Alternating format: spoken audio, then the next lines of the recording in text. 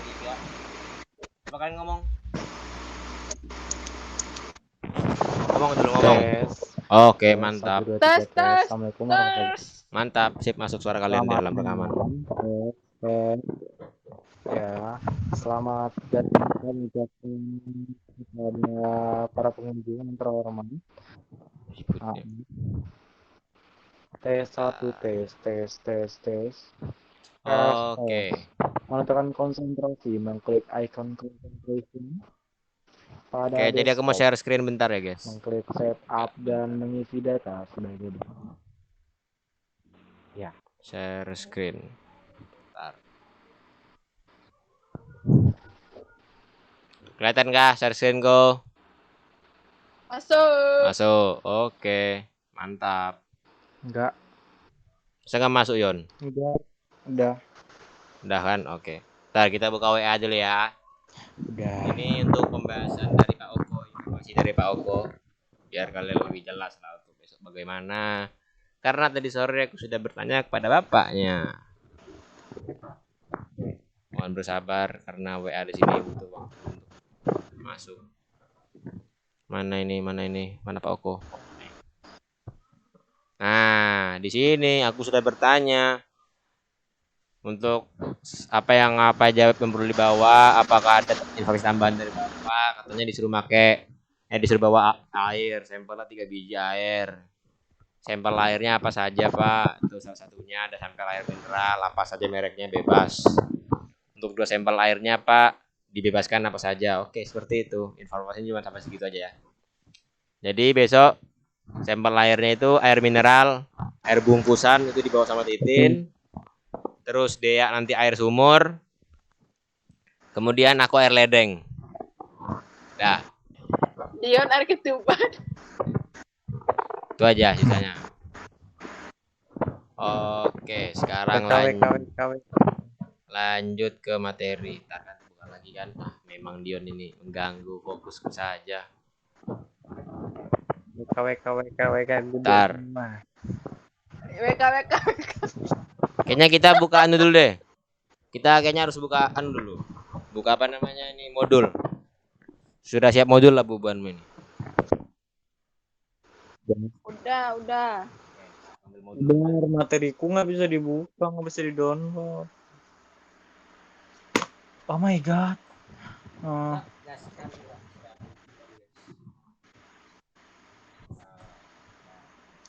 Mbak, kalian buka dulu lah itu apa namanya? Direkam ya, Bar. Ya, sudah direkam. Aman, sudah direkam. Lagi rekaman ini. Cara mau kecil.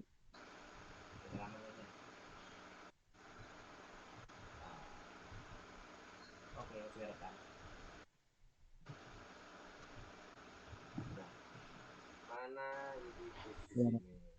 Oke, Suaramu kecil. percobaan kedua halaman 7. Itu judulnya adalah ultraviolet visible atau UVPs. Oke. Kita baca dulu di tujuan percobaan. Tujuan percobaan di sini ada 4. Pertama itu memahami prinsip analisa dengan menggunakan UV phase. Kedua, mampu mengoperasikan alat UV phase. Yang ketiga, mampu mempersiapkan sampel dengan cermat. Kemudian yang keempat, menganalisa sampel seperti kadar besi dalam air. Mungkin kalau untuk prinsip analisa ini kan otomatis prinsip kerja alat kan ya. Alatnya gimana, terus nanti gimana gitu kan. Sebenarnya kalian tahu lah, tahu nggak sih apa namanya prinsip kerja IPPIS itu kayak apa? Ada yang sudah buka-buka nggak di Google kayak apa? Belum. Dia mengidentifikasi zat besi. Terus? Itu aja yang aku tahu. Zat besi pada sampel. Oke. Tahu prinsip kerjanya gimana enggak? Enggak. Oke. Tapi seharusnya kalian tahu dong prinsip kerjanya gimana. Karena kan Senin kemarin kita kan sudah dibelajari sama Pak Har. Iya, tahu dong. Sampai kalian nggak tahu berarti kalian nggak perhatikan. Itu intinya. Titin, Anda tidak tahu prinsip kerja seperti apa? Bagaimana? Tapi bagian yang grafik belum kupelajari sama Pak Hardi. Nggak apa-apa, nggak apa-apa. Yang penting istilahnya Lanjut. setidaknya nggak buta-buta betul nah. Dea. Tes Dea. Bagaimana Dea? Apakah Anda sudah ada buka-buka tentang IPVS ini?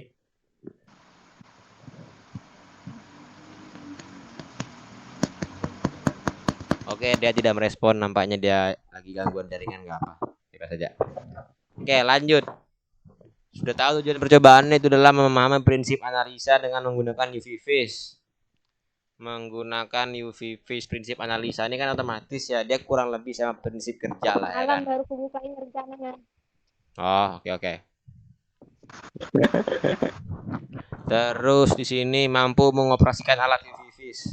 Untuk poin kedua ini mungkin kita belajarnya ini kan dia secara spesifik kan ya, mencet tombol ini, tombol itu, habis tombol ini itu mungkin nanti kita pelajarin sebentar lah, soalnya kebetulan kan ada yang gue kirim di grup itu kan sudah ada cara menggunakan kan, cara mengoperasikannya. Cuman untuk spesifiknya sama kayak kemarin kita GC, kita ikutin aja lah besok kayak apa instruksinya kan, supaya beda gitu loh metodenya. Terus di sini kalian perhatikan di poin ketiga, mampu mempersiapkan sampel dengan cermat. Tahu maksudnya sudah apa itu? Hah? Mampu menyiapkan sampel dengan cermat. Berarti di sini itu sampel sangat-sangat berpengaruh pada hasil.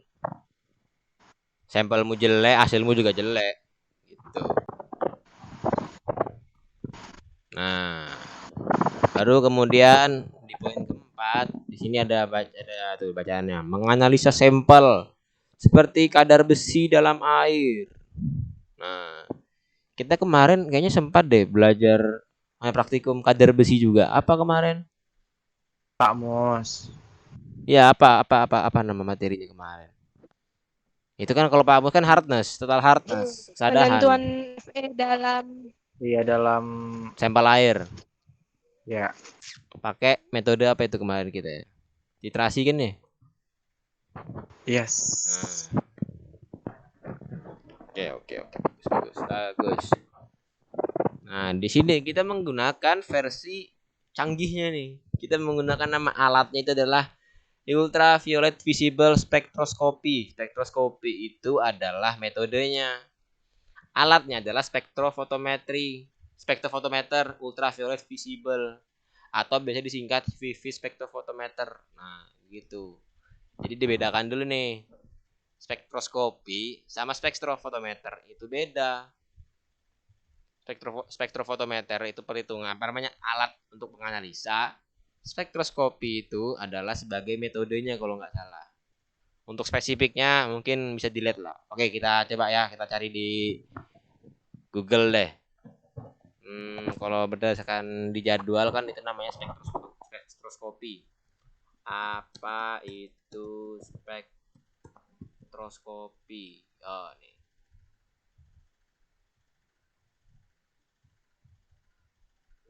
Apa spektroskopi?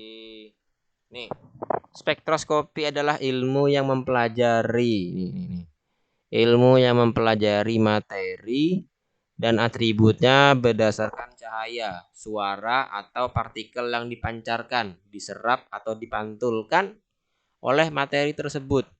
Spektroskopi juga dapat didefinisikan sebagai ilmu yang mempelajari interaksi antara cahaya dan materi. Oh, tuh.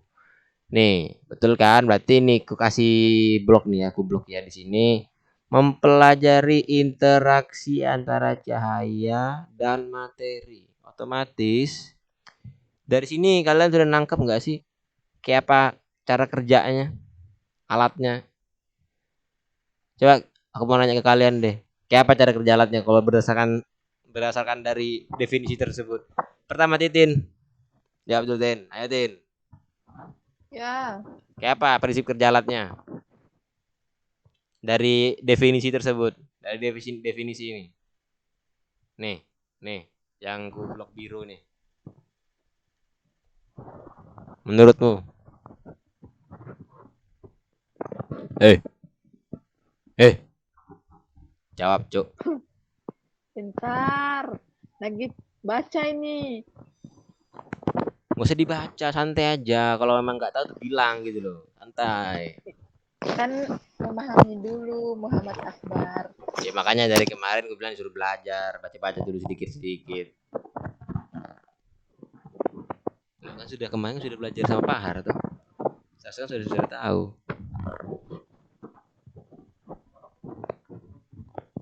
Nah, perhatikan Titin nih kemarin nih kayaknya nih.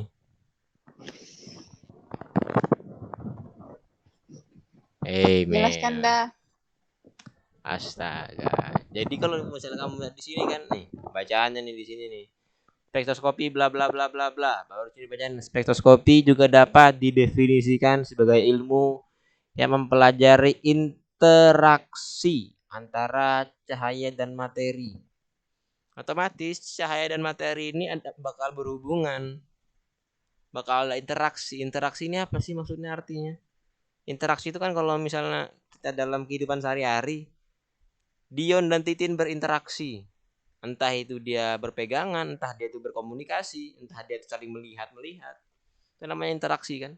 Nah, di sini kalau cahaya dengan materi, cahaya di sini sebagai apa? Ya si UV vis-nya itu, UV vis, ultraviolet dan visible. Dan visible, cahaya visible itu sebagai cahaya, materi di sini sebagai sampel. Nah, ini cahaya si UV vis sama sampel ini mau diapain? Pokoknya intinya nanti itu pokoknya interaksinya adalah dilihat adalah pada saat si sampel ada, sampel ini bakal disinarin cahayanya sama UV vis gitu. Nah, gitu.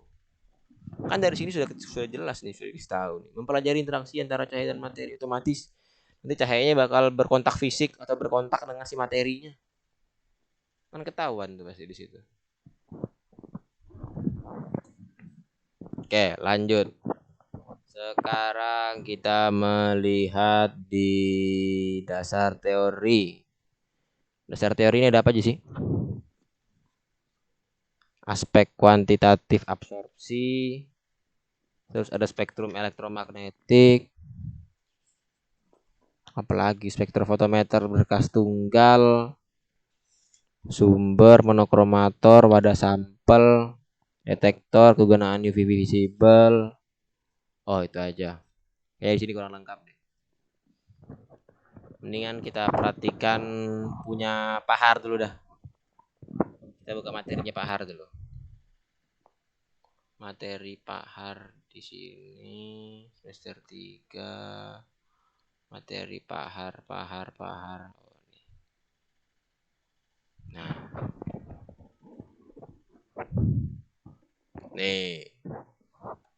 Ayo dilatih. Nih. Setiap metode analisa akan dibahas, yaitu dasar dari metode. Dasarnya apa sih metodenya, kenapa bisa dibikin seperti ini?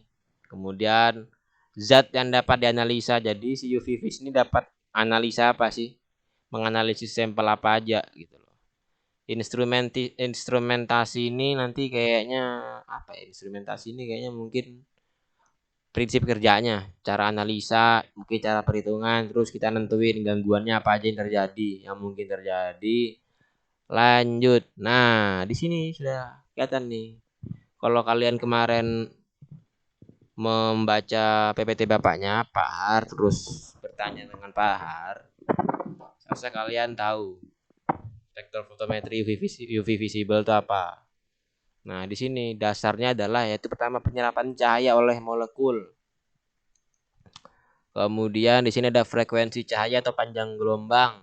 Nah, di sini panjang gelombang. Panjang gelombangnya yang mana sih? Yuk, siapa tahu panjang gelombang yang mana? Dion. Panjang gelombangnya yang mana, Dion? Bentar di WC, mau ke WC. Oh, ngapain anjir? Cuci tangan, bentar. Biar kan berak aja. Ayo, Enggak. Dea. Dea, aman kah Dea? Dea, tes Dea. 1, Oh, nah gini. Dia Ya, apa namanya? panjang Kalau gelombang yang mana maksudnya? ya panjang gelombang, kalau bisa di Gelombang spektrofotometri UV itu visible di sini yang apa? Apa? Yang mana? Ayo. cahaya kan? Ya, cahayanya apa yang dipakai di sini? Ayo. Jawab, jawab.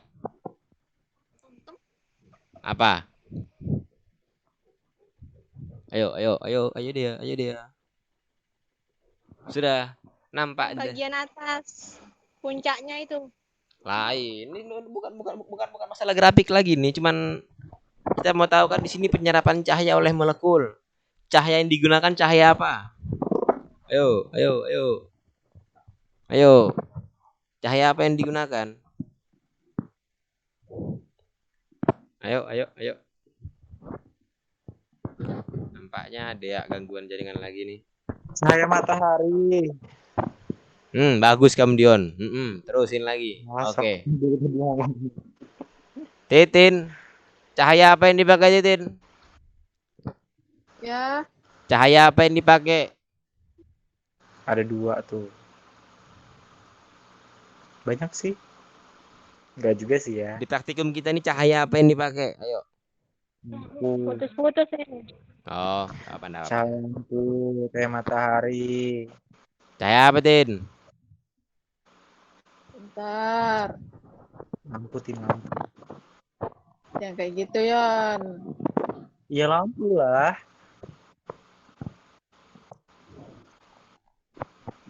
Tadi apa nama alatnya, Bar? Spektrofotometer UV vis. Di spektrofotometer.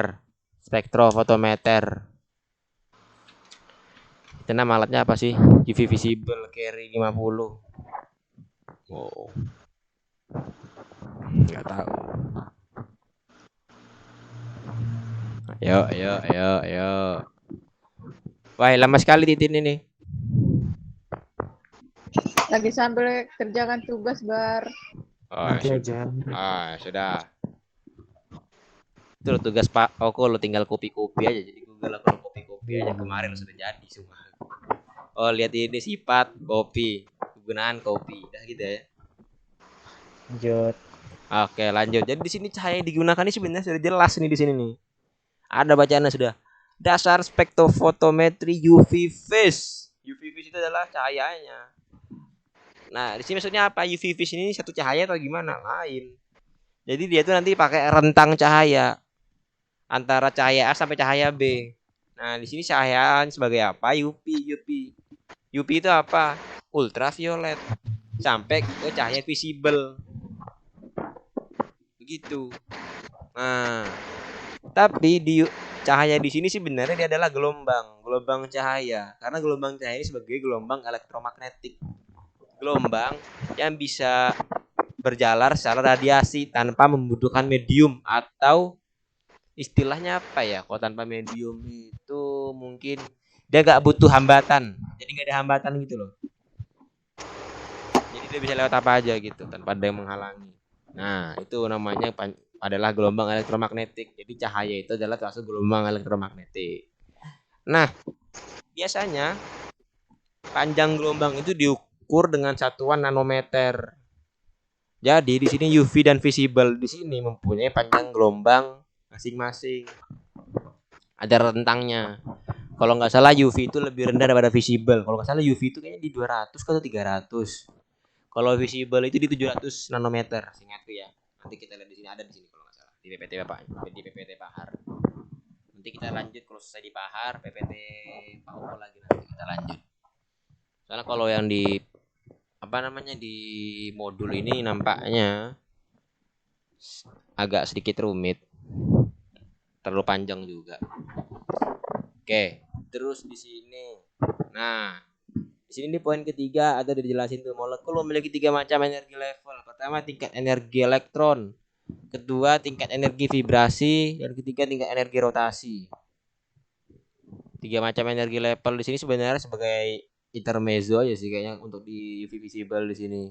Karena setiap gelombang itu dia ada kan, kalau misalnya kalian di sini ada yang tahu model atom nggak sih?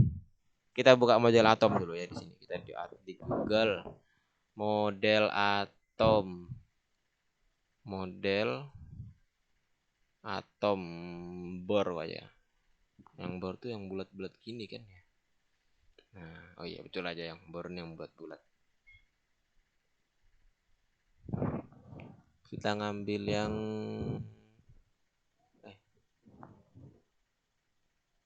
ya betul aja. Bentuknya bola pejal. Nah, ngambil yang ini yang lebih sederhana. Oke. Di sini ada model atom nih, model atom. Terus kita ngeliat di PPT bapaknya nih. Ntar, biar lebih simpel. Nah, kan di sini itu ada bacanya tuh. Molekul memiliki 3 macam energi level, tingkat energi elektron, tingkat energi vibrasi, dan tingkat energi rotasi. Jadi kalau tingkat energi elektron itu, elektron di sini kan di sini ada 3 lingkaran nih kan ya. Ada 4 lingkaran, 1 yang merah, 2 ada 1 elektron, yang ketiga di sini ada 1 elektron, yang keempat paling terluar ada elektronnya.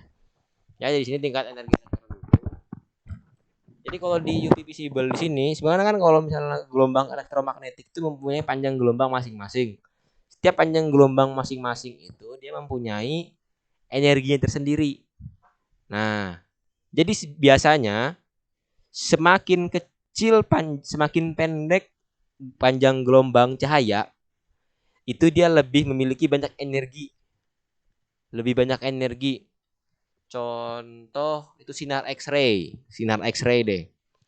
Kalau sinar X-ray itu dia itu kalau nggak salah kemarin Cahya bilang ke aku, dia bisa merubah sistem sebuah atom.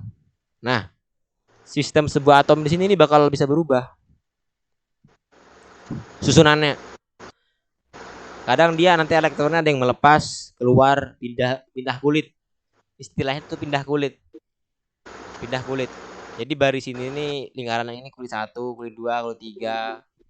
Jadi dia ada yang pindah kulit. Nah, sedangkan semakin kecil apa namanya? Semakin pendek panjang gelombangnya, dia itu malah ada yang bisa sampai menghancurkan inti atomnya. Nah, kalau di model Bohr ini kan dia sebagai si positif ini kan sebagai inti atom. Tapi biasanya kalau misalnya di model atom yang lebih canggih yang terbaru itu dia namanya neutron. Neutron itu sebagai inti atom. Nah, si neutron ini kadang-kadang itu dia kalau misalnya saking pendeknya panjang gelombang, pada saat disinarin atomnya rusak, hancur, lebur. Sinar apa itu? Namanya sinar gamma. Kalau misalnya kita buka sinar gamma deh, kita lihat panjang sinar gamma itu berapa? Panjang sinar gamma, panjang gelombang sinar gamma. Nih, kamu lihat panjang gelombang sinar gamma ini berapa? 0,0001 sampai 0,01 nanometer. Kau bayangkan 0,001 sampai 0,1 nanometer. Dia semakin kecil semakin kuat energinya. Makanya pada saat sebuah atom itu disinari sama sinar gamma, dia hancur. Ada sebuah atom disinari itu nggak hancur. Cuman dia hanya dari, anggap kita ambil kulit yang ketiga inilah. Dari atom di sini dia nanti pada saat disinarin si elektronnya ini bakal pindah ke sini nih.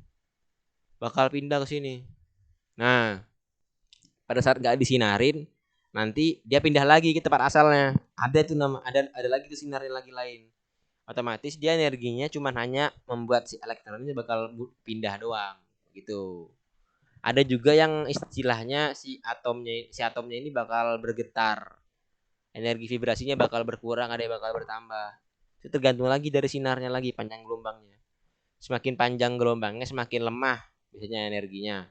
Tapi kalau semakin kecil, semakin pendek panjang gelombangnya, semakin kuat energinya, semakin kuat untuk mempengaruhi si atomnya, bahkan bisa mengerusak gitu.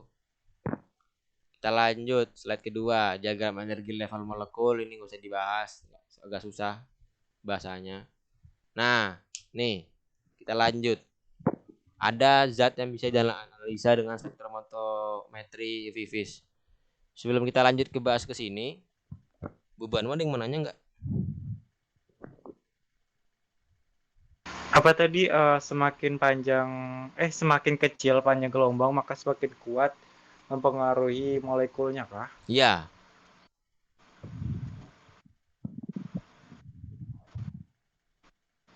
seperti itu. Ada lagi yang mau tanyakan? Berarti dia ini bisa merusak hingga atom dong ya? Iya, sinar gamma itu bahkan bisa merusak bahkan bisa merusak atom. Di sini siapa pernah nonton Hulk? Pernah dong. Aku Parah sih kalau nggak pernah nonton di Trans nggak TV. pernah, tapi kalau kartun-kartun pernah. Nah, kayak Hulk, terus apalagi ya? Iron Man, X-Men. Siapa pernah nonton X-Men di sini? Nggak, Barbie aja. Nggak Oke. pernah. Jadi kalau misalnya di sini kan kalau kayak kasusnya Hulk itu dia membuat sampel di mana si sampel nanti disinarin sama sinar gamma. Akhirnya sinar gamma ini ngerubah struktur badan si Hulk ini. Yang akhirnya dia berubah jadi hijau, mempunyai power yang sangat kuat. Tapi di sini kan sebenarnya namanya fiksi. Seharusnya pada saat manusia itu disinarin sama sinar gamma, seharusnya dia mati. Karena atom dalam tubuhnya ini sudah hancur. Seharusnya dalamnya seharusnya seperti itu. Nah, begitu. Konsepnya kurang lebih kayak gitulah. Untuk itu. Kadang juga beberapa itu misalnya kayak di X-Men dia disinarin gitu kan, sinar-sinar yang panjang gelombang yang sangat pendek tapi nggak sependek dengan sinar gamma, mereka terjadi perubahan gitu. Nah itu istilahnya untuk perumpamaan begitulah. Semakin kecil dia panjang gelombangnya maka semakin bisa ngerusak, bahkan bisa mengubah drastis dari susunan molekul atau atomnya, bahkan bisa merusak, bahkan bisa ngerusak gitu loh. Nah, ada lagi yang ditanyakan? Kita memiliki 3 macam energi.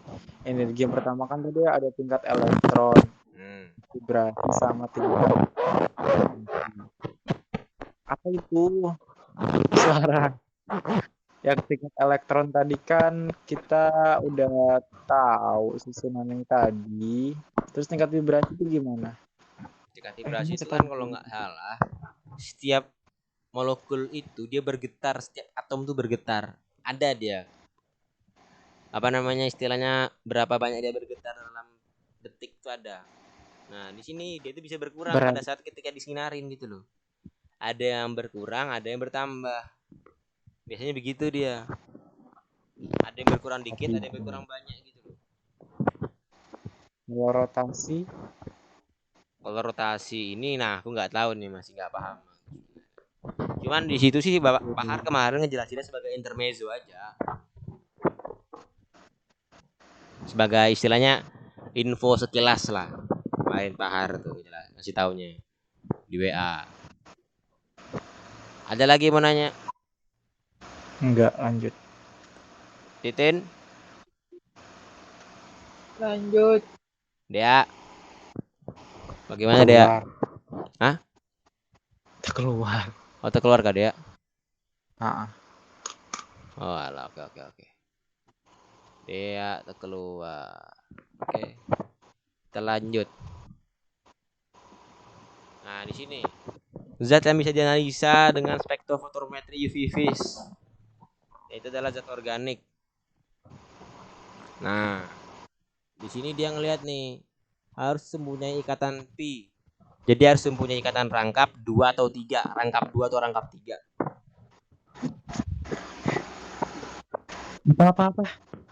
Lihat di sini nah, nih. Nih. Oh iya rangkap tuh. Oh iya tahu. Nah kan, kalau tuh dia harus mempunyai ikatan pi, jadi harus punya ikatan rangkap 2 atau rangkap 3. Nah, pada molekul yang orbital terakhirnya ini terisi oleh orbital pi atau non bonding, energi eksitasinya di daerah UV visible. Sedangkan kalau molekul dengan ikatan sigma di daerah vakum UV. Di sini aku nggak paham bahasanya gimana, cuman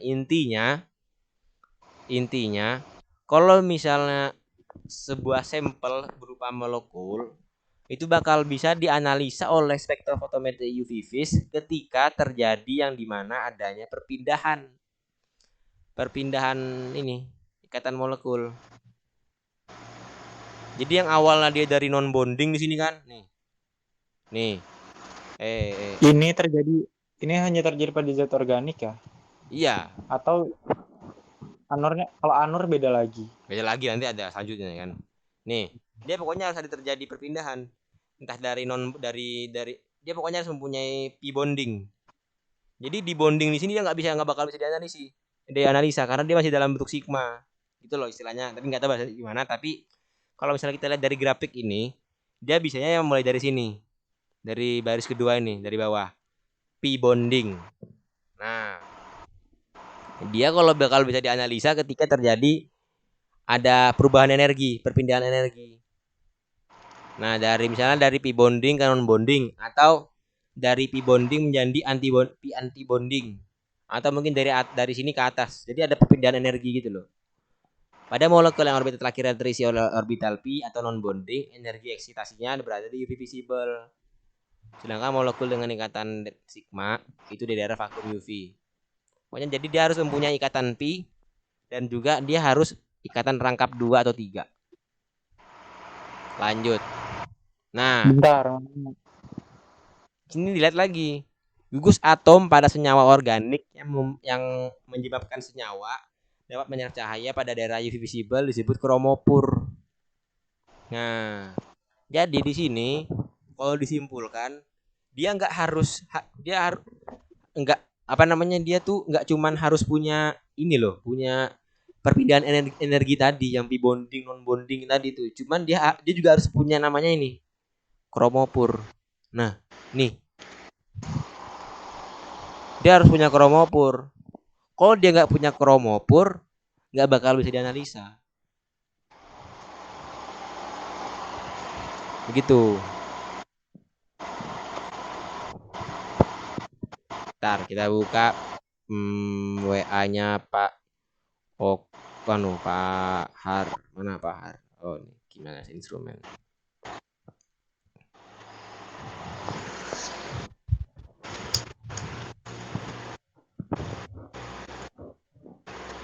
Tar.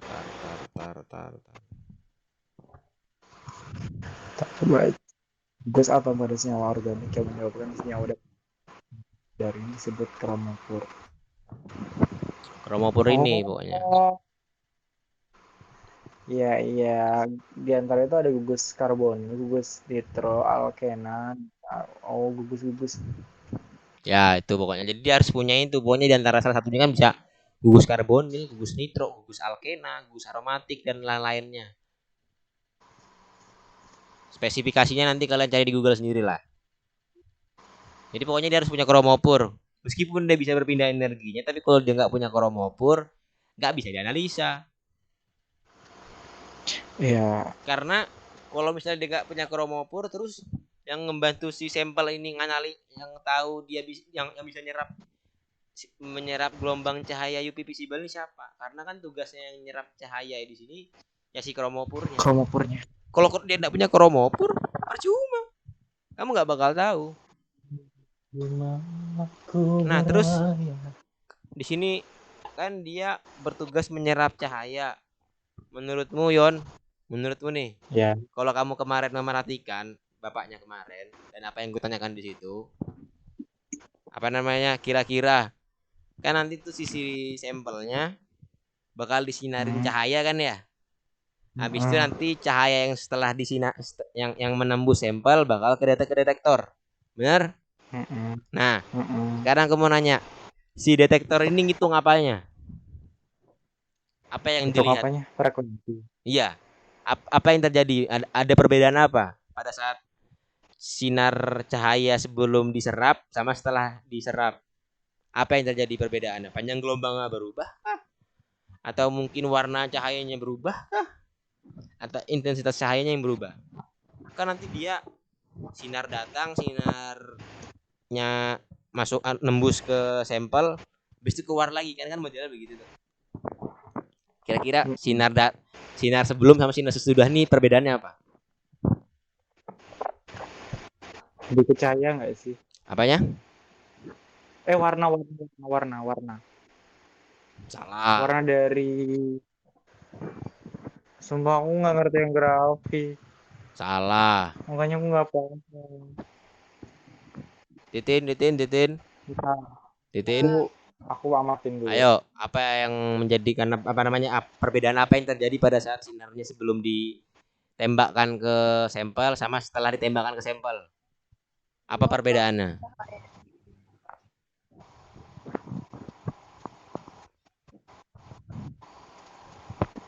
Gelombang cahaya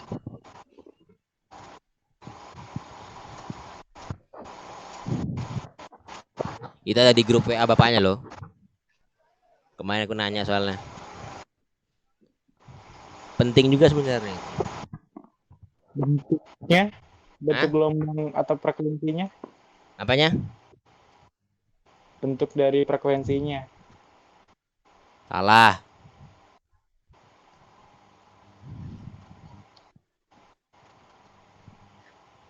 Ya buka grup Pahar. Kalian scroll. Ada di situ.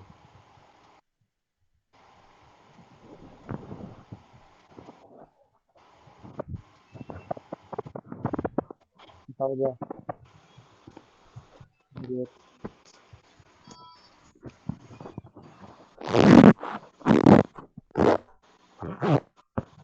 Ini masuk yang anorganik, zat organik kah? Organik masih organik ini, masih organik. Kita organik belum nyentuh.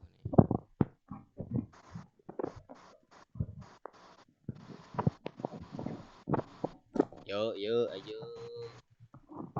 Yo, ayo.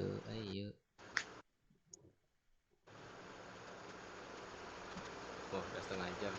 Perbedaan terjadi setelah Sama dan sebelum. sebelum. Ya, apa ya? Sebelum dan setelah sampel dimasukin ke dalam spektrofotometer. Kan Gitu gini kah? kan ya, sistem kan majalah gini tuh. Kalau sederhana kan gini. Sampel masuk ke alat gitu kan. Habis itu si sampel disinarin tuh. Hmm. Nah, nanti kan otomatis sinarnya kan bakal nembus si sampel kan ya. Sinar tembusannya itu bakal dideteksi sama detektor. Kira-kira detektor ini ngedeteksi apa ya sih? Sinar tuh kan macam-macam tuh. Apa yang deteksinya? Panjang gelombangnya yang berbeda kah sama sinar sebelum dan sesudah? Atau mungkin intensitasnya kah? Atau mungkin warnanya kah? Atau mungkin panasnya kah? Atau apanya? Nah, itu apanya? Yang dideteksi sama detektor apa? Yuk.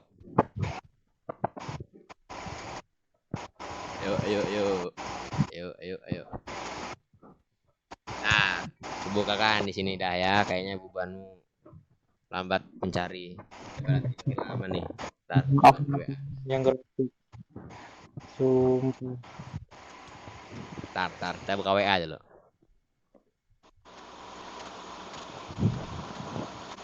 Mana ini?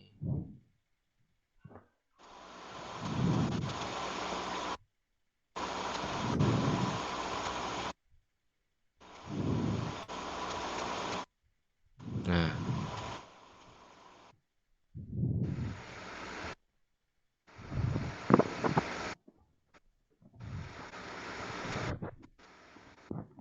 Ini kayaknya kita ngebahasnya bakal cuman sampai di anu aja deh.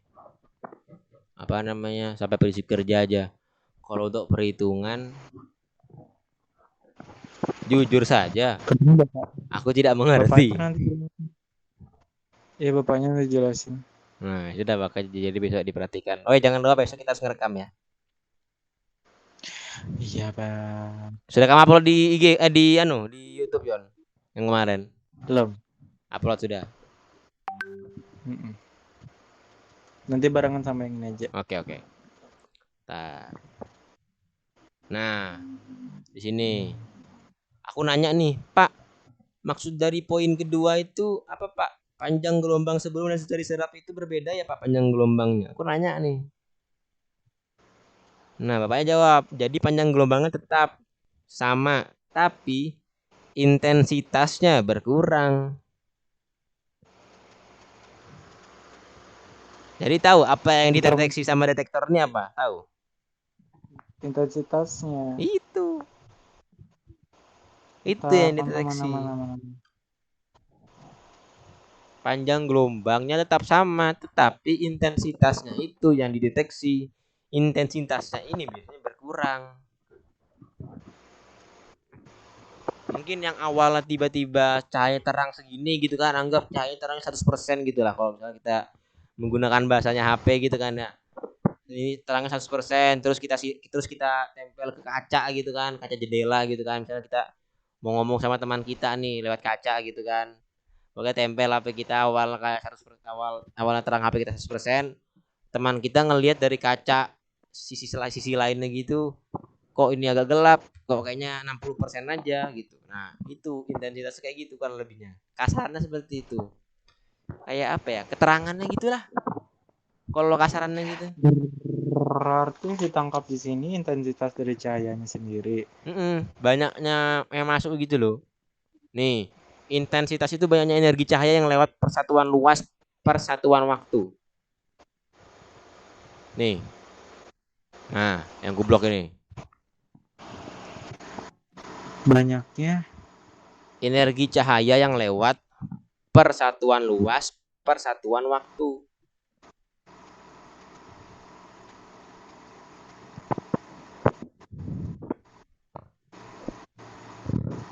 Jadi misalnya dalam 1 detik di luas dengan 1 meter, berapa banyak energi cahaya yang lewat gitu loh.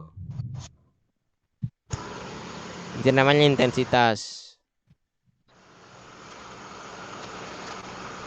Oke.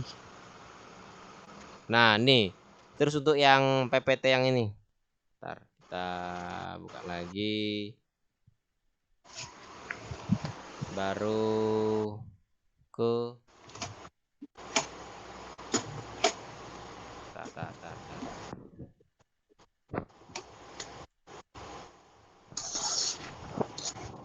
ini kita buka.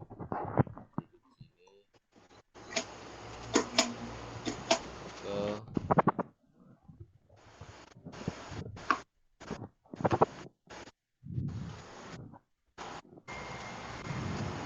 Nah, di sini kan ada kode nanya tuh ya kan.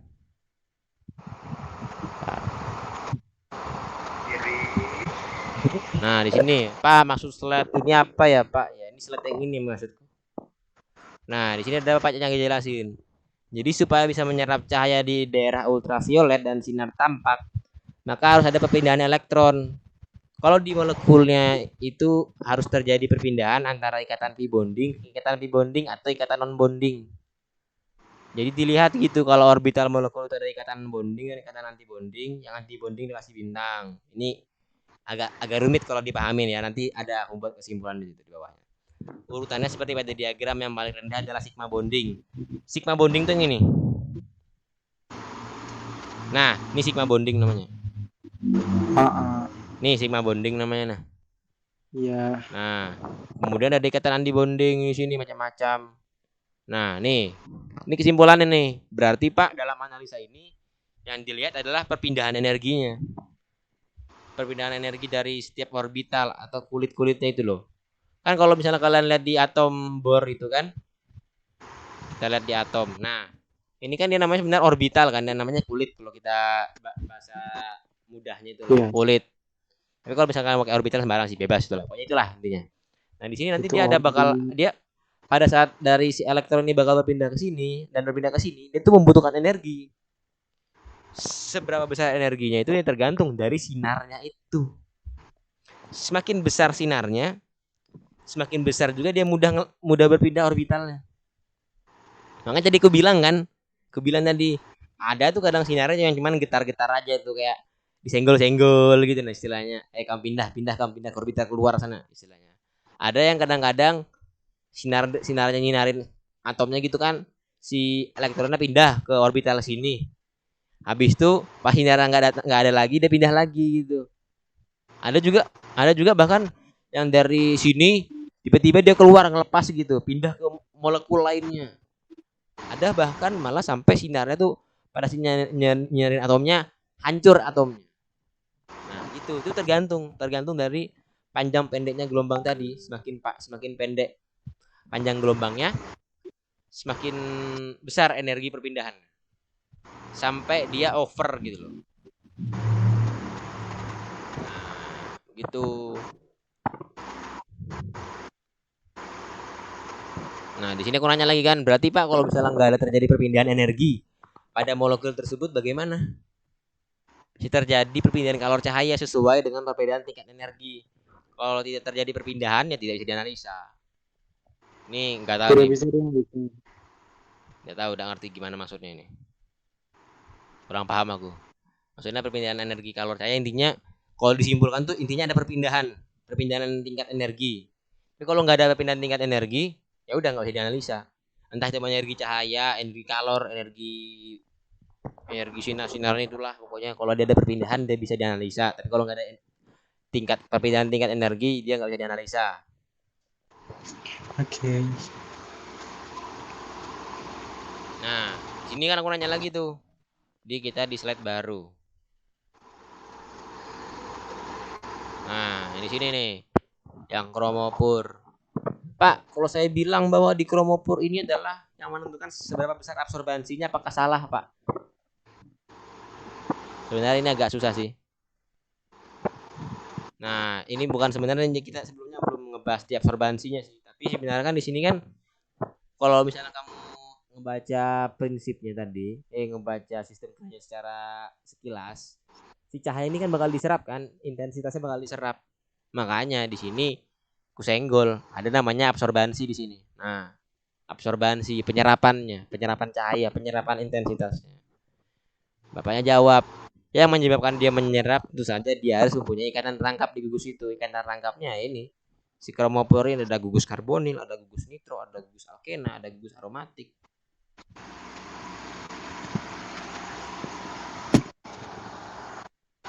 Oke, paham. Nih, sudah dijelasin di sini nih. Bapaknya sudah ngasih tahu. Nih, baru aku nanyakan bapaknya memastikan aja nih pemahamanku. Berarti Pak kalau disimpulkan sampel yang dianalisa ini untuk zat organik harus terjadi perpindahan energi pada molekulnya dan memiliki kromopur yang ada ikatan rangkapnya ya Pak. Ya, kalau senyawa organik gitu. Bener. Jadi untuk dianukan tuh bisa lihat ini aja dah nih. Nah, nih.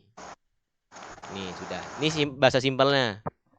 Disimpulkan sampel yang dianalisa untuk zat organik itu harus punya perpindahan energi pada molekulnya, terus memiliki kromopur yang ada ikatan rangkapnya. Dah, tuh. Tudingannya sudah. Kemudian lanjut kita ke zat anorganik. Di sini ada ion logam transisi, ada ion logam lantanida dan aktinida. Terus kalau kita ngelihat di sini kan ada bacaannya tuh di sini. Harus dibuat menjadi ion kompleks sehingga mempunyai ikatan pi. Sebagai contoh FeCNS. CNS di sini sebagai ion kompleksnya atau ligan pengompleks. Di sini aku ada nanya kemarin kayaknya deh. Ntar.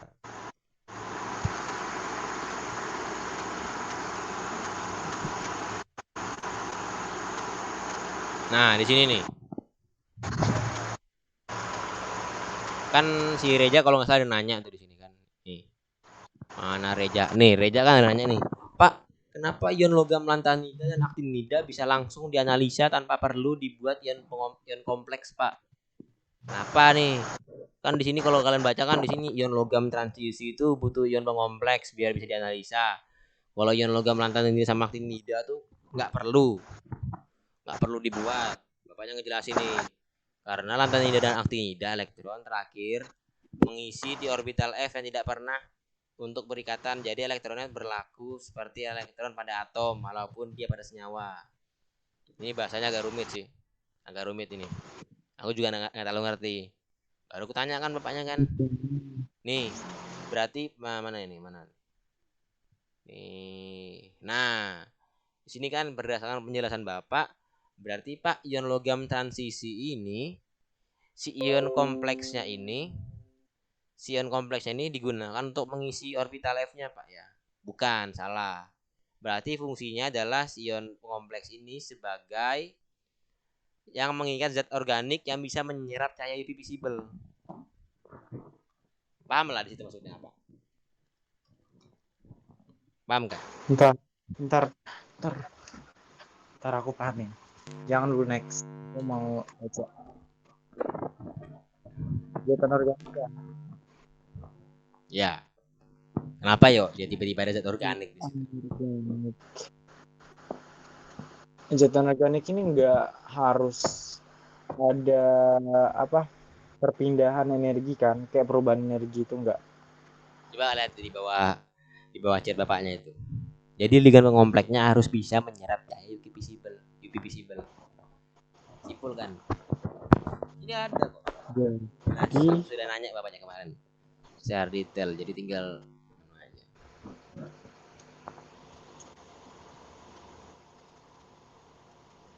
Nih. Di sini sudah jelas kok.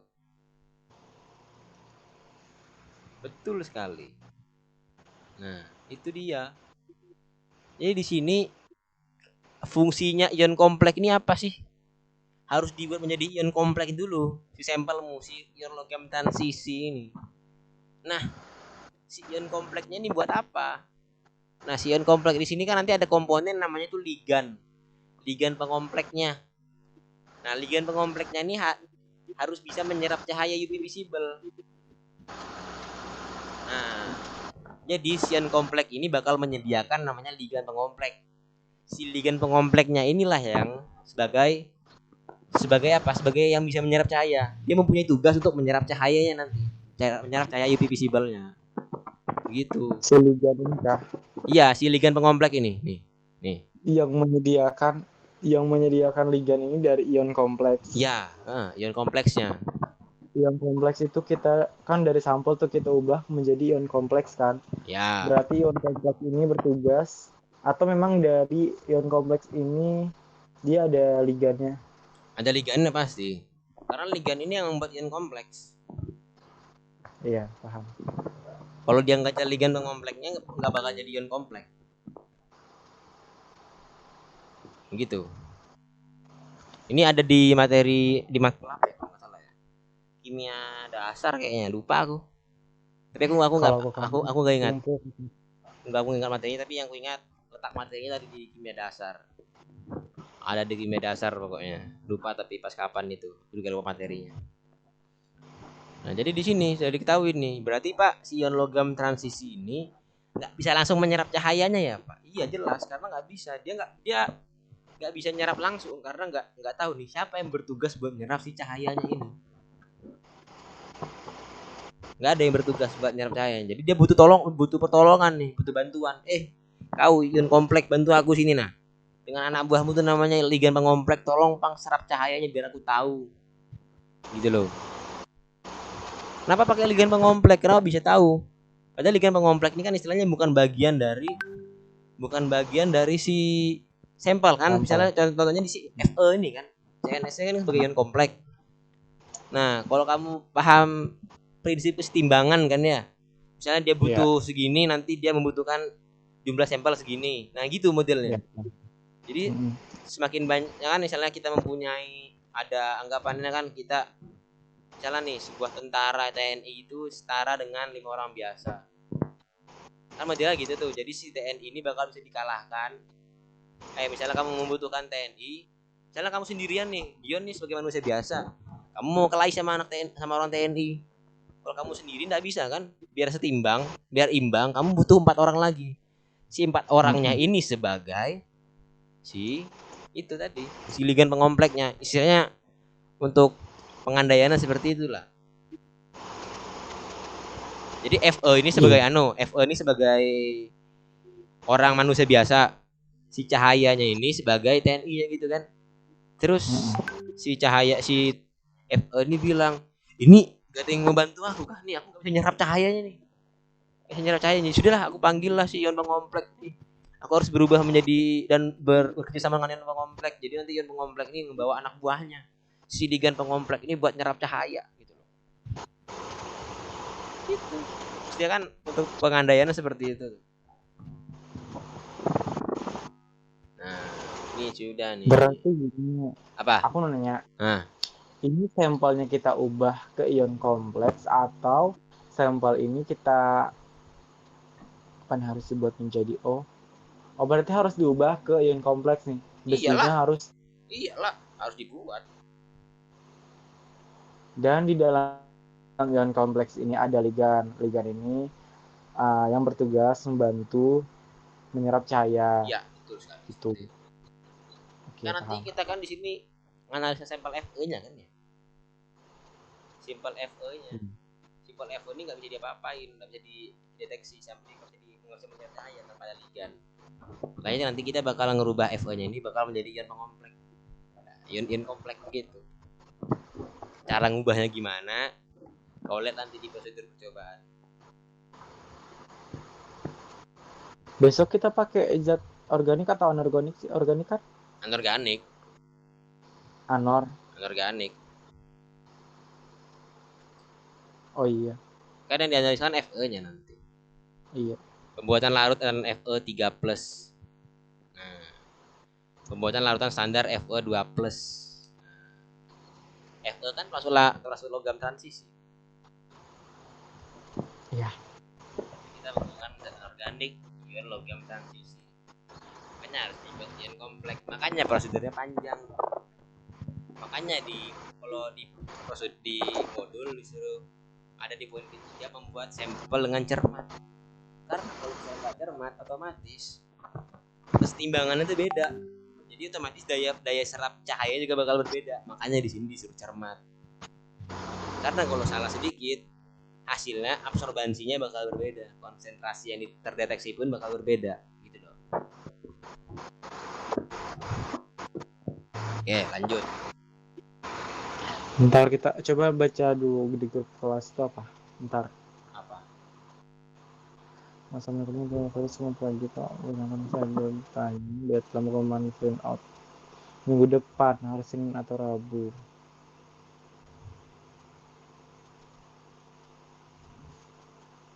Jadi besok terakhir apa minggu depan? Ya sama sekali. Iya, aku belum sama sekali kan. Minggu depan aja kali ya. Minggu depan juga kok.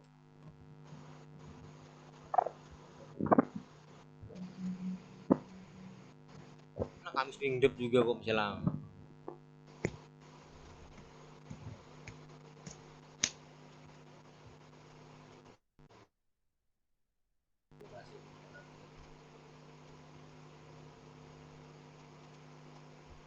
Apa itu? Tahu Kasim kalau apa itu?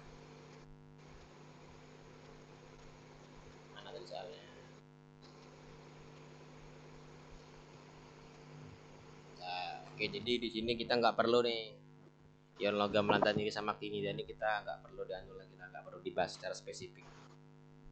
Ya. Karena kita nggak terlalu berhubungan. Tapi nggak tahu ya mungkin tiba-tiba ditanya gitu itu resiko sih sudah. Soalnya kalau kita ngebahas itu kayaknya bakal lebih panjang lagi. Ya nanti kalau kan di situ memahami prinsip analisa. Ya kalau ditanya ya kita harus jelasin.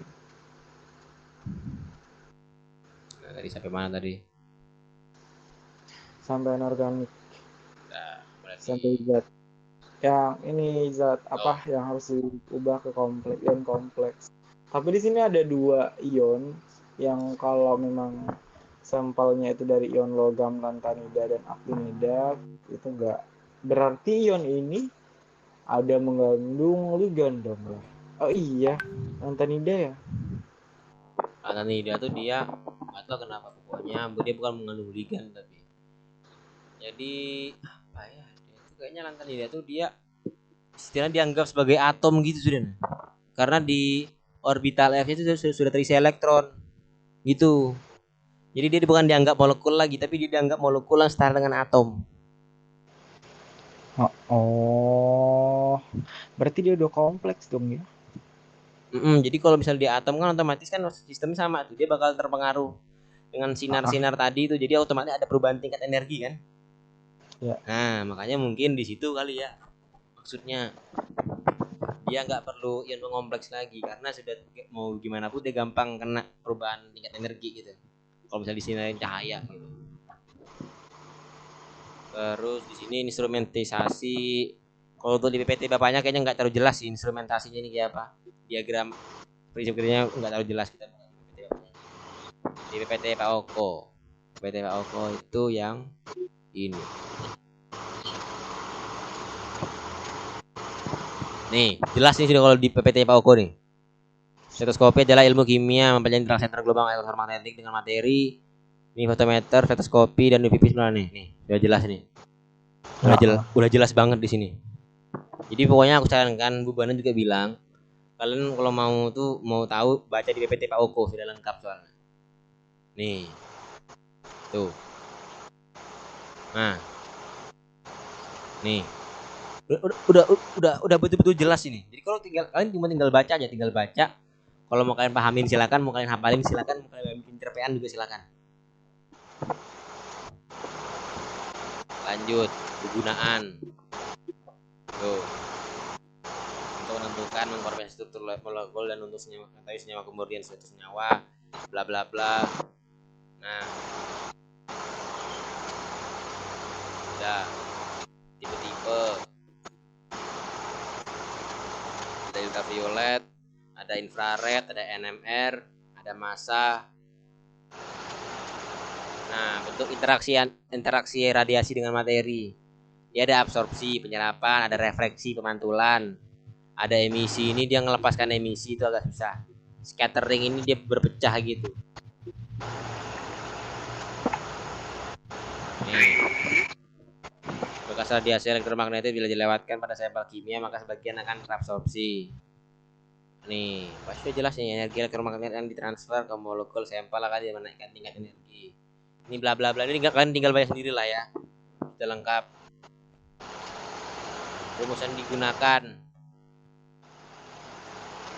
Nih, aku nggak ngerti perhitungannya. Nah, Besok aja Bapak. nih. Tuh, sudah jelas nih. Panjang gelombang cahaya UV dan tampak jauh lebih pendek daripada panjang gelombang radiasi inframerah. Spektrum tampak atau visible rentangnya adalah dari 400 nanometer sampai 750. Kalau ultraviolet tuh dari 1 sampai 400 nanometer. Ini udah lengkap. Sinar matahari itu dia punya gelombang elektromagnetik. Dia dari ada rentangnya, setiap panjang gelombang itu beda-beda. Ada sinar kosmos, sinar gamma, sinar X, ultraviolet, warna magico hibiniu, sinar tidak tampak. Inilah tuh. Macam nih jenisnya nih. Tuh dibagi-bagi lagi. Jadi di sinar ultra infrared ini ada sinar dekat, sedang, ini sinar FIR. Terus di sinar sini ini ada lagi namanya sinar biogenetik. Ini sama kayak diagram organisasi gitulah. Di bawahnya ketua, ada bendahara nanti ada divisi-divisinya gitulah. Ini modelnya kayak gini sama lah. Lanjut. Spektrum ini sama juga.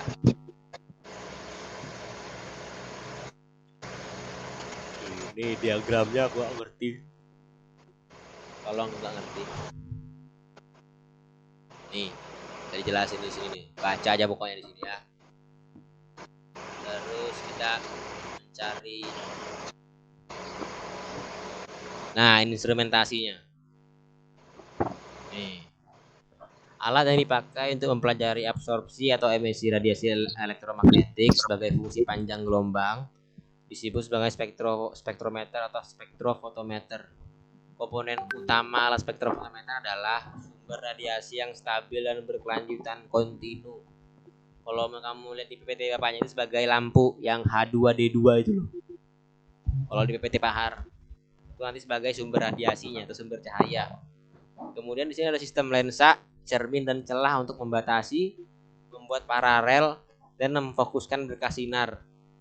Ini apa? Kalau kamu lihat di PPT-nya Pahar itu yang selit-selit itu loh. Selit ya, bukan silit, cuy. Nih, chopper. Di chopper ini kan ada selit namanya. Di monokromator juga ada selit gitu loh. Jadi selit itu istilahnya apa ya?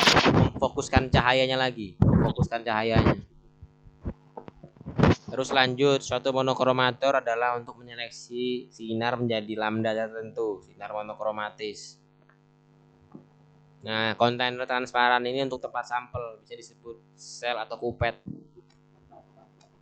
Ya, nanti sampelmu itu bakal dimasukin ke si kupet ini. Disinarin sama monokromator. Monokromator ini hasil sinarnya nanti ini bakal ditembakkan ke sini, ke kupet. Nanti dia nembus ke kupet, tembusannya ini bakal dideteksi sama detektor radiasi. Atau yang dirangkaikan dengan suatu pembaca readout atau baik meter atau recorder. Nih sistemnya modelnya begini nih. Sumber radiasi masuk ke monokromator yang sudah diolah dengan sistem lensa, cermin dan bla bla bla.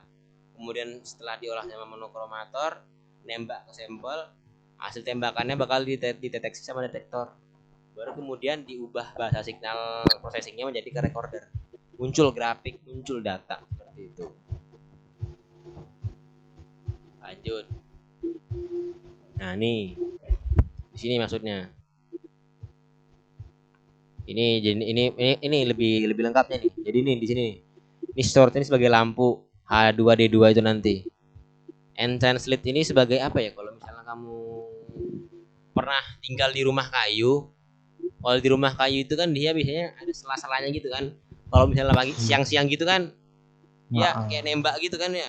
Kalau misalnya di rumahmu tuh ada lagi misalnya kayak di desa-desa itu kan biasanya kalau pakai bakar-bakar gitu kan ada asapnya kan. Terus nanti dia kayak ngefek sinar kayak datang gitu kan. Kayak sinar tembak gitu. Nah, kayak gitu tuh. Modelnya kayak gini. Nah, setelah masuk N-Translate ini kan sudah istilahnya sinar cahaya yang sudah terfokus gitu kan. Sudah nggak nyebar-nyebar lagi kemana-mana. Nah, itu nanti bakal didispersikan masuk ke monokromator. Monokromator ini adalah gabungan tiga ini. Nah, nih gabungan tiga ini monokromator dipisahkan dengan beberapa warna. Nah, nanti masuk ke acid slit. Jadi pada saat dia masuk ke acid slit ini dia cuma menyinari cahaya dari UV sampai visible di sekitaran itu. Nah, masuk ke sampel, tembuslah nanti. Intensitasnya berapa di sini bakal dideteksi sama detektor. Gitu modelan. Oh, pertama yang ngubah ini coba balik yang ngubah itu di ini ya dispersion apa nih di Dispersion device. device.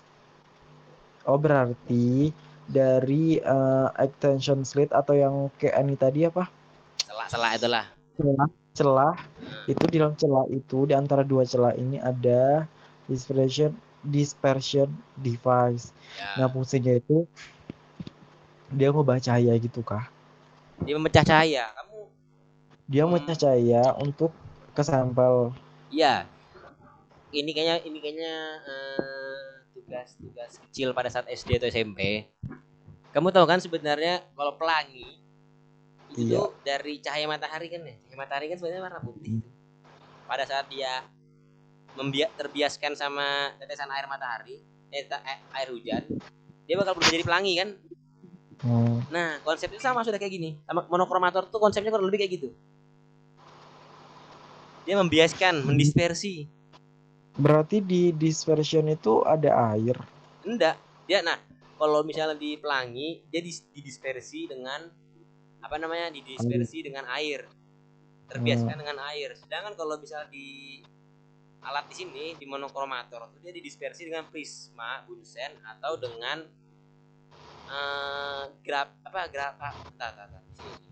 PPT apanya. Nah, sini ada dua. Ada yang dengan grating, ada dengan prisma. Jadi grating dan prisma ini sebagai air pada saat kalau misalnya kita ibaratkan gitu loh. Dari cahaya matahari kita ubah jadi pelangi itu dibiaskan atau dipecahkan cahayanya dengan air. Nah, di sini juga grating dan prisma ini sebagai pemecah cahaya. Grating, prisma sama air itu sebagai pemecah cahaya. Paham lah sampai sini, Yon? Bentar, tadi kan dari cahaya ke monokromator ya? Iya. Monokromator ini berisi ada N-Translate. N-Translate. Gimana sih? N-Translate. Terus itu ada pemecah cahaya. Dispersion device namanya kalau Inggrisnya. Tapi bilang aja pemecah cahaya gitu. Device.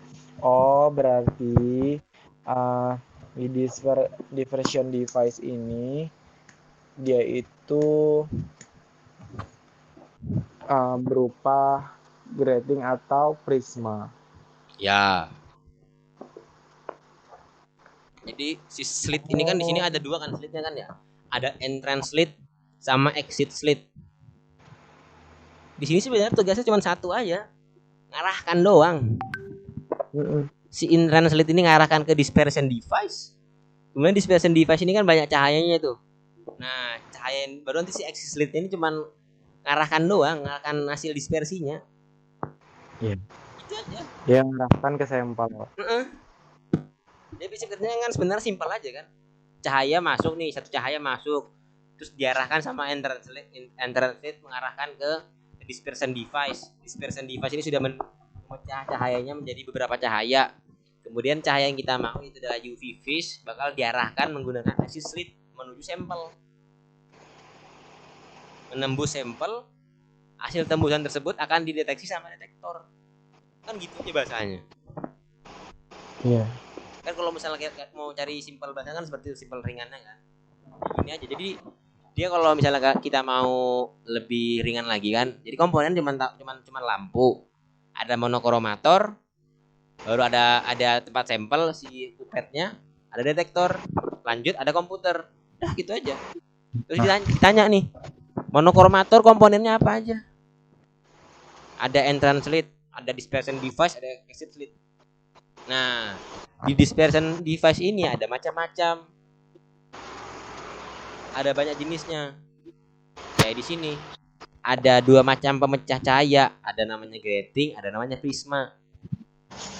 Nah, namanya itu adalah monokromator Czerny-Turner grating sama monokromator Bunsen. Jadi dia menggunakan prisma. Kan waktu ini sama kayak gini. Nah, sama kan? Tapi kalau misalnya lebih simpel kan begini. Ini namanya prisma. Nih, udah dijelasin lengkap di sini nih, sinar UV, lampu deuterium atau hidrogen. Namanya kan bisa radiasi dari 160 ke 375. Kupet kuarsas digunakan, kupet gelas menyerap radiasi pada bla bla bla. Ini lain apa nih? Filamen tungsten atau lampu tungsten hidrogen. Di sini ada semua. Monokromator adalah alat untuk memecah cahaya polikromatis menjadi cahaya tunggal atau monokromatis. Jadi cahaya putih di sini kalau misalnya kita anggap cahaya matahari sebagai cahaya polikromatis karena dalam cahaya putih itu kan sebenarnya dia ada macam-macam jenisnya. Di sini siapa sih yang pernah dengar kayaknya pernah dengar praktikum SD atau SMP? Istilahnya kayak DIY gitulah. Bikin cakram 7 warna. Enggak pernah dengar. Cakram 7 warna tuh dia warnanya ada Magic Hibiniu kan. Jadi kita buat lingkaran, kita bagi 7, kita warnain sama warna Magic Hibiniu. Nah, nanti kita putarin tuh. Semakin cepat perputarannya nanti bakal jadi warna putih. Nah, di situ. Ya. Itu modelannya. Atau kalian punya akuarium gitu kan, akuarium atau mungkin gelas isinya dalam air, baru kalian nanti senterin pakai cahaya putih, entah itu senter atau entah itu flash, baru nanti pas tembus kalian kasih kertas putih. Nah, itu modelannya, nanti dia bakal jadi warna Magic Medium. Gitu modelannya. Nih monokromator. Udah gini dari mengubah dari polikromatis menjadi monokromatis dengan komponen panjang gelombang tertentu. Bagian monokromator yaitu ada 2 jenis monokromator. Ada yang prisma, ada yang difraksi grating. Ini prisma ini penggunaan sinar didasarkan dengan perbedaan indeksnya di udara dan di dalam prisma. Sehingga sinar diteruskan sesuai dengan panjang gelombang masing-masing. Difraksi grating, penggunaan sinar didasarkan dengan pada grating, permukaan benda seperti gergaji. Grating dapat diputar dengan sudut tertentu sehingga diperoleh sinar dengan lambda yang seperti diinginkan. Biasanya untuk yang digunakan itu menggunakan difraksi grating karena Pak Oko bilang kalau menggunakan prisma itu mahal. Dan lebih efisien menggunakan difraksi grating karena lebih detail kata Zila gitu. Itu sih Pak Omar ngomong apa? Apa dia lebih detail aja kah? Ya, bukan lebih detail sih, lebih akurat gitu katanya. Enak. Makan apa, Yun? Ya kan sih. Lanjut. Baru nyampe pesananku. Nih. monokromator itu yang prisma. Majalah gini kan, entrance ini juga cuma buat ngarahkan aja. Collimating lens di sini buat anu juga apa namanya istilahnya buat mengarahkan juga. Konsep sama. Entrance light ini buat ngarahin, collimating ini juga mau buat ngepaskan aja biar lebih fokus lagi. Masuk ke prisma dibiaskan, hasil pembiasaannya difokuskan lagi ke focusing lens, masuk ke exit slit. Hasil fokusnya lewat ke exit slit. Udah gitu aja. Kan gampang tuh semua. Nah, bedanya gini lagi. Nih, si entrance slit masuk, baru dia menuju di sini nih. Menuju ke lensa pengarah concave mirrors. Ada cermin diarahkan ke reflection grating ini, maksudnya namanya si gratingnya ini yang kayak gergaji gitu. Nih, diarahkan sama dua ini nih. Itu yang tadi kan? Iya, ini yang untuk grating. Nanti ini cahaya masuk ke sini ditembakkan, diarahkan ke sini, kemudian bakal diarahkan lagi ke sini ke reflection grating. Dia sudah terdispersi, terpecahkan, kemudian hasilnya nanti bakal ditembakkan ke concave mirror, cermin cekung, yang bakal diarahkan ke exit slit. Nah, hasil exit slitnya ini bakal nembak ke sampel ke sini. Sudah.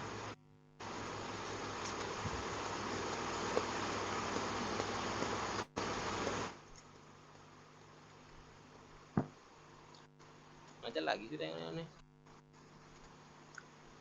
Paham.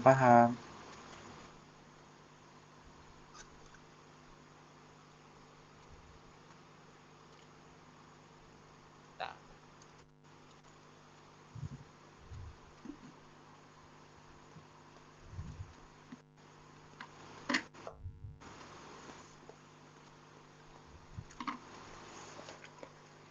Lanjut. Gambar monokromator. Sinar putih, merah, lambdanya lebih panjang. Lambda itu panjang gelombang. Lambda itu panjang gelombang yang kayak Y terbalik itu lambda namanya. Biru lebih pendek, nggak tahu nih ini spesifikasinya kayaknya. Ya dilihat aja lah kalau yang ini kan nggak paham. Nah, ini kontainer sampel sel atau namanya kupet. Sel atau kupet adalah tempat cacuk.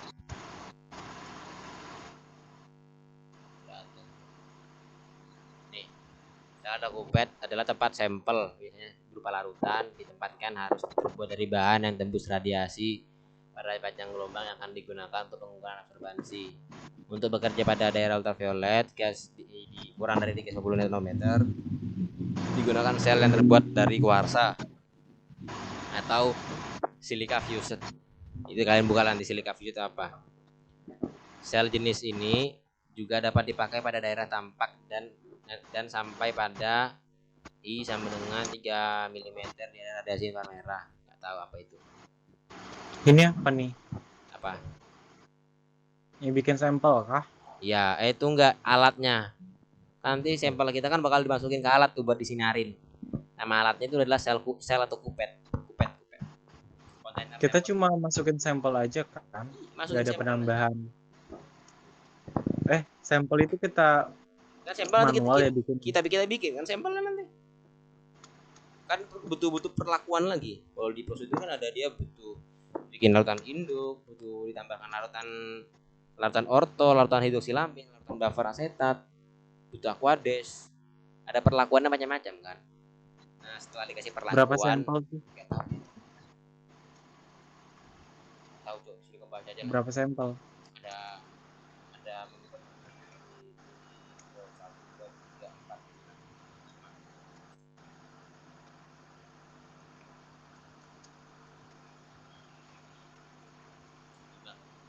kayaknya ya. Suaramu kecil. Kayaknya 5 sampel kayaknya. 5. Kayaknya. Baca aja nanti lah kita di sini. Sudah. Nanti pada saat sampel Suaramu kecil. Sel kupet ini disinar cahaya tembus ke detektor. Ada 3 jenis detektor bisa digunakan pada alat spektrometer, ada sel fotovoltaik, ada barrier layer namanya, phototube sama foto multiplier tube. Dari ketiga jenis detektor di atas, foto multiplier tube memberikan keuntungan-keuntungan karena lebih sensitif sehingga mampu membedakan perubahan intensitas sinar meskipun sinarnya sampai ke detektor sangat-sangat lemah. Detektor jenis inilah yang sekarang banyak dipakai. Jadi yang kita pakai nanti pasti kayaknya kemungkinan foto multiplier tube. Atau detektor yang ketiga itu loh. Lanjut. Ini nggak ngerti aku. Ini kalian baca sendiri. Ini perhitungan aku nggak terlalu tahu. Terus untuk perhitungan kalian nanti cari sendirilah di Google hukum Lambert-Beer. Ini kata cahaya bakal sangat-sangat berpengaruh di penentuan nilai konsentrasi Fe-nya. Cahaya ngomong ke aku sendiri nih. Cahaya kan sebagai manusia terpintar di D3 kan ya. Jadi apapun yang dikatakannya mungkin itu bisa berguna buat kita semua. Untuk Lambert-Beer tolong dibuka juga di Google, dipampamin, di YouTube, nggak cuma di Google, di YouTube, dimanapun itu, mau di Instagram, mau di Twitter, mau di TikTok, sekarang pokoknya itu dibaca, dipahami. Terus teknik analisis, ada metode standar tunggal, ada metode kurva kalibrasi. Di sini aku nggak ngerti juga sebenarnya, cuman harus dibaca. Ini kayaknya ada deh, Pak Har sudah ngejelasin ini. Kita ambil metodenya Pak Har aja deh. Pak Har.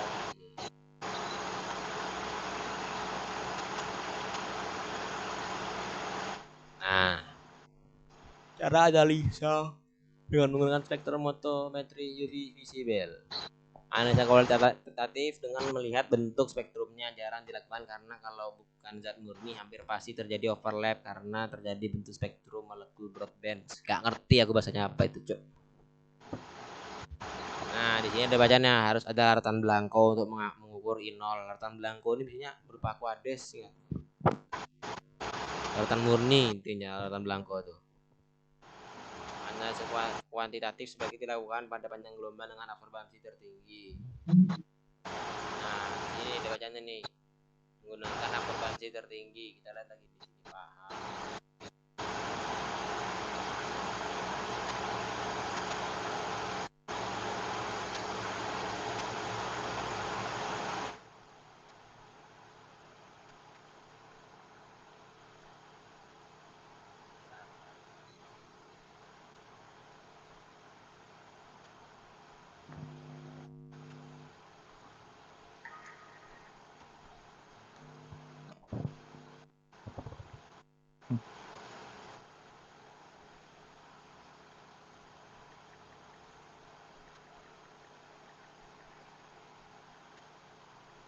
Nih, pokoknya yang dipengaruhi adalah absorbiditasnya, nggak tahu apa itu. Tanya aku lah. Pokoknya begitulah, ada pengaruhnya. Di sini larutan lambda max ini bakal berpengaruh pada hukum Lambert-Beer nanti. Jadi mau nggak mau kalian harus baca Lambert-Beer itu apa. Di Google manual sendiri kalian cari. Resiko kalau nggak tahu, namanya nyari ya resiko lah itu. Nah, di sini ada 3 cara analisa kuantitatif, yaitu metode satu standar, metode kurva kalibrasi, dan metode penambahan standar. Jadi gini, untuk metode satu standar gini, jadi kita harus mempunyai larutan standar yang harus diukur absorbansinya. Jadi nanti ada larutan standar atau larutan blanko biasanya. Bukan larutan blanko sih, atau larutan standar. Jadi misalnya kita mengukur, anggap kayak kemarin, kayak di GC sama persis modelan kayak GC. Karena GC kita kemarin membuat sampel dengan konsentrasi segini, sama konsentrasi dengan larutan standarnya itu berupa larutan metanol murni kan. Nah kayak gitu sudah dibandingkan. Kan modelnya sama tuh. Nih, sudah ketahuan gitu modelnya. Jadi si standarnya bakal dibandingin sama sampelmu. Udah gitu aja kalau untuk metode standar. Kalau metode kurva kalibrasi harusnya mempunyai minimal 5 larutan standar dengan konsentrasi yang berbeda yang kemudian diukur absorbansinya. Kemudian dibuat grafiknya dan ditentukan persamaan regresinya, absorbansi sampel diinterpolasi ke kurva kalibrasi untuk mendapatkan konsentrasinya. Paham lah itu. Aku udah ngerti kurva kalibrasi. Yang gue tahu dia disuruh buat 5 ton standar lebih, baru dengan konsentrasi yang berbeda, kemudian diukur absorbansinya. Nanti baru dijadikan grafik tuh antara konsentrasi dan absorbansinya.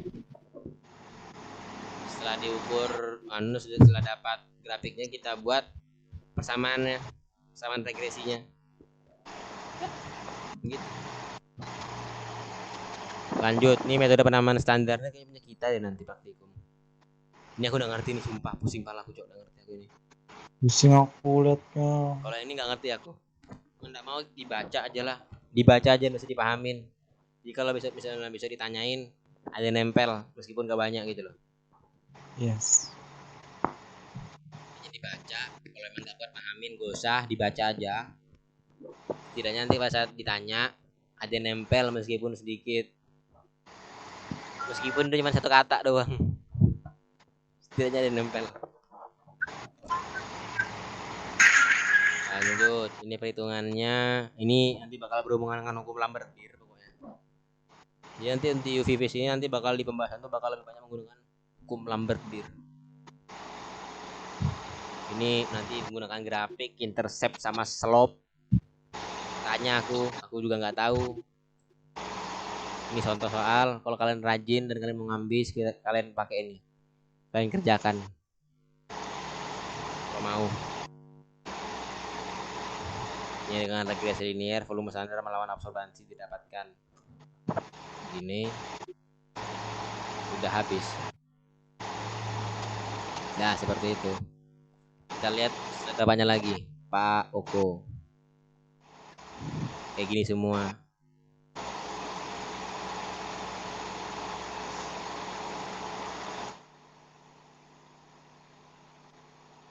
Oh, metode adisi standar ini sama kayak metode penambahan lautan standar, sama metodenya.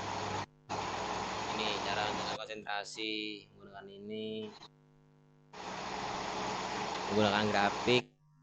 Ini tetapkan A dan B dari kurva linear Y sama dengan A tambah X tambah B, kalibrasi dan adisi standar. Kalian bisa lihat ini nggak tahu apa namanya, ini penggunaan alatnya. Nah, kita exit aja inilah, don't save. Sini kita exit, don't save. Lanjut ke sini. Metode kurva kalibrasi. Menentukan panjang gelombang maksimum. Mengubahkan alat UV-Vis carry 50 varian dan komputer ke sumber listrik serta memastikan sistem dan alat menyala. Mengklik icon scan pada desktop. Ini model-modelannya, baseline dan ini mengklik OK, masukkan kuvet sampai larutan. Blanko ke alat UV-Vis dan menutupnya, mengklik baseline. Kemudian memasukkan kuvet yang besi larutan standar tertinggi ke alat UV-Vis dan blablabla. Lanjut dibaca sendiri manual. Bentar. Ini menentukan konsentrasi sampel. Lo jangan bilang sudah ketahuan di sini. Gak perlu ngitung. Kayaknya gitu, makanya aku nanya tadi. Itu alatnya atau kita sendiri nentuin konsentrasinya? Mungkin kayak gitu. Aku mikirnya malah gini, Yun. Kamu ada laporan cutting nggak? Enggak. Coba nanti cari laporan cutting. Kamu ada kirim di grup? Enggak, kamu cari. Sudah aku nggak ada juga masalahnya. Oh, nanti aku tanya Helmi ya. Nah, itu kan menentukan konsentrasi sampel. Kayaknya di sini sebagai pembanding gitu loh. Kamu ngitung manual sama ngitung otomatis. Kayaknya ya. Udah nih metode-metodenya udah ngerti. Kita besok ngelihat sambil direkam ini pokoknya. Ntar aku minta ini ya, PPT sama PPT laporan aja. Bentar lah sana. Ya.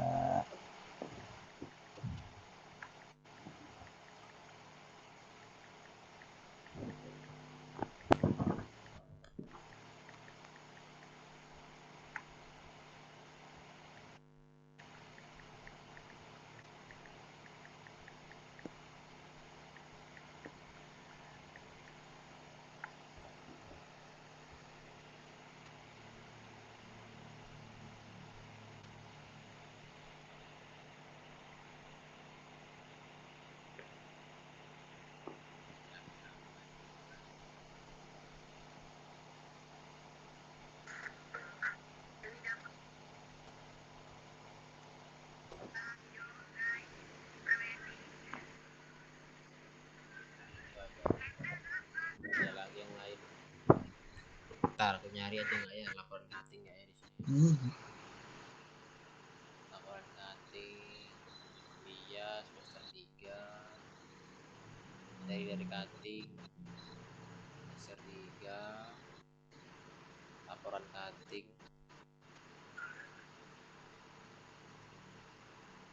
PVV 1. Oh, ini gambar alat.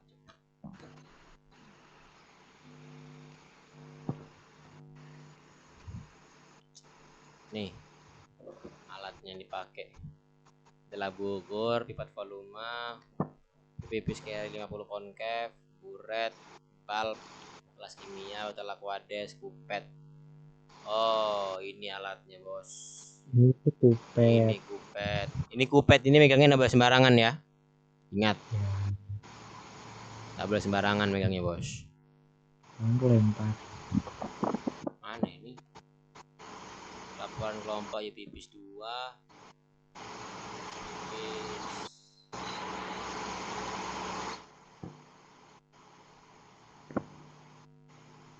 Ini kayaknya.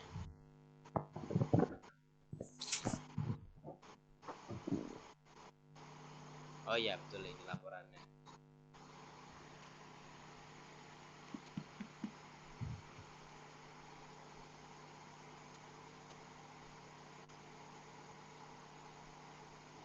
Sudah sih bapaknya. Oh, ini belum sisi bapaknya. Masih revisi berarti. Lambert bir.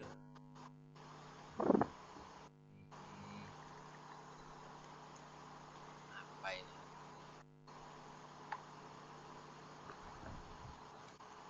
Tuh. Bahan kimia yang digunakan besi, hidroksilamin klorida.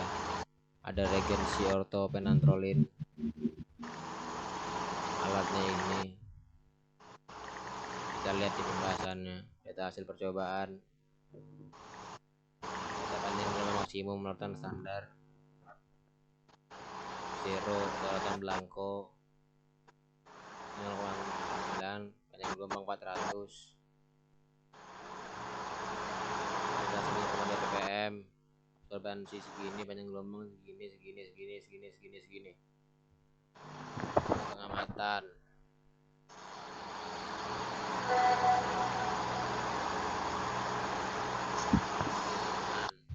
Pembahasan.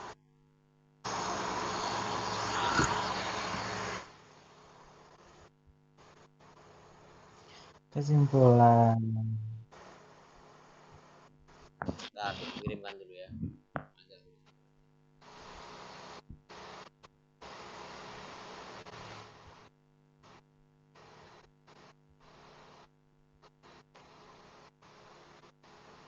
Tuh Bar, assalamualaikum dek. Tuh siapa tuh?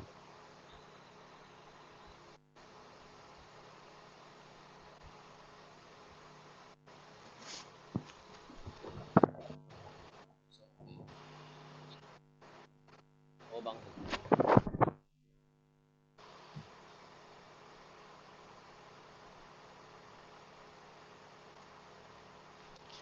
Juga ya baca WA orang.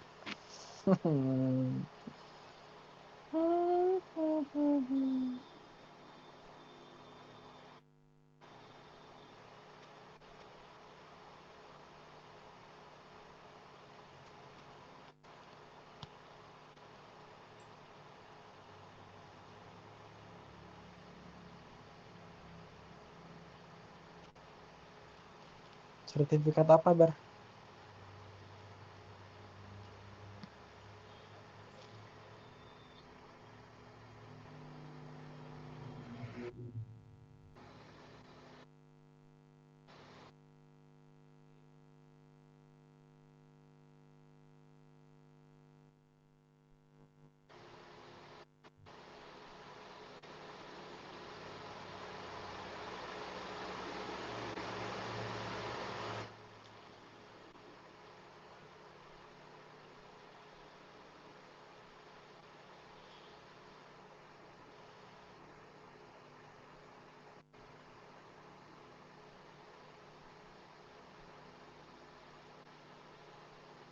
Berapa nilainya tadi Bar? Coba ke atas 78 coy.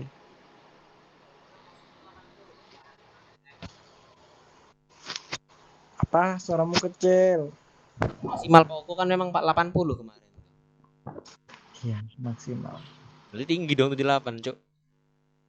Ini dong. Oh iya benar ini. Berarti ini laporannya. Bentar.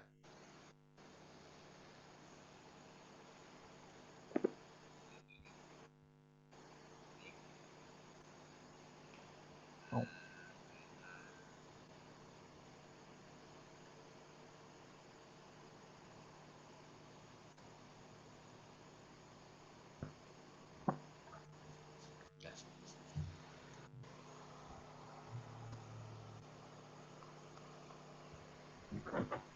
Nah, nanti lagi sih dah. Itu aja. Sisanya nanti bacalah sendirilah.